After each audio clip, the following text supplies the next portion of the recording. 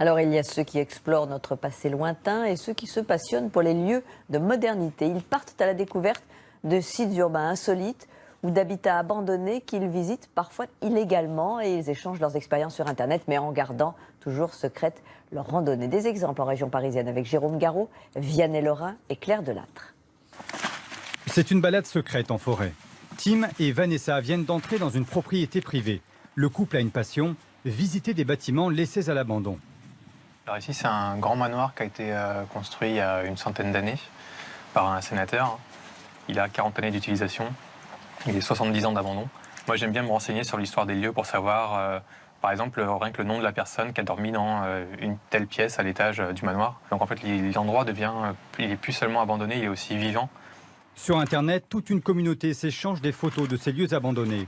Ces passionnés pratiquent l'urbex, une abréviation anglaise traduite par exploration urbaine en français. Mais ne leur demandez pas où ils sont allés, les emplacements de leur visite sont tenus secrets. Si on dit où est un endroit, n'importe qui peut ensuite y aller, donc des voleurs, des taggers. La règle, c'est de venir, de faire juste des photos, de s'en aller, de faire comme si on n'était pas venu en fait. Car cette activité est illicite et constitue une violation de propriété privée. En cas de contrôle, les photographes en sont quittes pour un avertissement.